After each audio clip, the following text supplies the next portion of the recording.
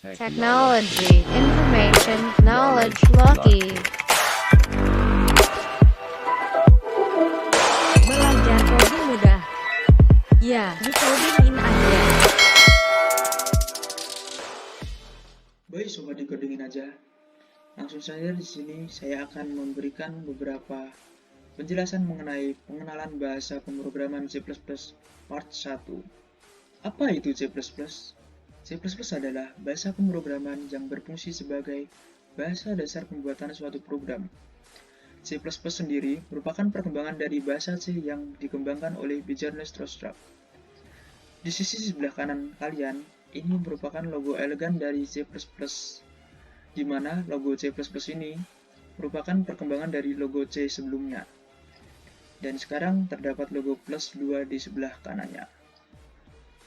Setelah itu, alasan mengapa harus menggunakan C++ di antaranya adalah populer, berorientasi objek, dan bersifat portable.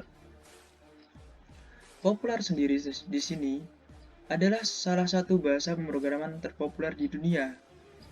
Maka dari itu, bahasa ini adalah sangat populer dan mungkin banyak sekali digunakan oleh programmer saat ini. C++ dapat ditemukan di sistem operasi saat ini, antarmuka, pengguna grafis, dan sistem tertanam. C++ adalah bahasa pemrograman berorientasi objek yang memberikan struktur yang jelas pada program dan memungkinkan kode untuk digunakan kembali sehingga menurunkan biaya pengembangan. C++ bersifat portable dan dapat digunakan untuk pengembangan aplikasi yang dapat disesuaikan dengan berbagai platform. C++ menyenangkan dan mudah dipelajari. Baik, setelah itu aplikasi dari C++. Di antaranya ada beberapa di sini pengembangan perangkat lunak aplikasi.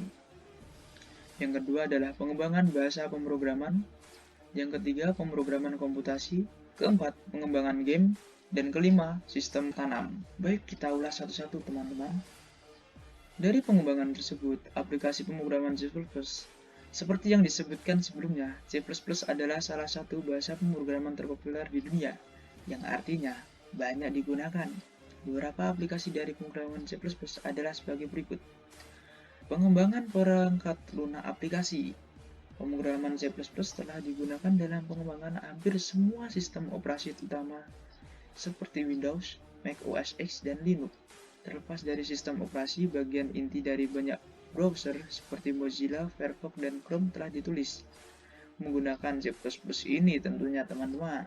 Pengembangan bahasa pemrograman.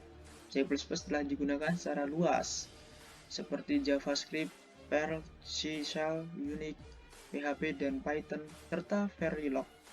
Pemrograman komputasi. C++ adalah teman terbaik para ilmuwan karena kecepatan yang cepat dan efisiensi komputasinya. Pengembangan game. C++ sangat cepat yang melakukan pemrograman prosedural untuk fungsi intensif CPU dan memberikan kontrol yang lebih besar. Sistem tertanam di sini yang dimaksud adalah banyak digunakan dalam pengembangan aplikasi medis dan teknik seperti perangkat lunak untuk mesin MRI, sistem CAD, atau CAM kelas atas. Baik teman-teman, software text editor. Di sini beberapa software yang digunakan oleh programmer adalah Notepad, kedua adalah CodeBlock, Eclipse, dan Visual Studio Code. Dan sebenarnya masih banyak yang lainnya ya teman-teman. Dan compilernya sendiri di sini ada GCC. Baik sobat dibandingin aja, di sini saya sudah berada di dalam desktop saya. Ada beberapa software untuk kita membuat coding C++. Di antaranya ada Notepad++, Visual Studio Code, dan CodeBlocks. Mari kita lihat Notepad++ dahulu. Baik, di sini adalah tampilan awal dari Notepad++ ya teman-teman. Lalu kita ke Visual Studio Code. Nah, teman-teman, di sini adalah Visual Studio Code, tampilan awalnya seperti ini. Banyak programmer yang sudah ahli atau profesional menggunakan Visual Studio Code ini karena merasa terbantu dengan look-nya itu terasa lebih nyaman dilihat gitu, teman-teman.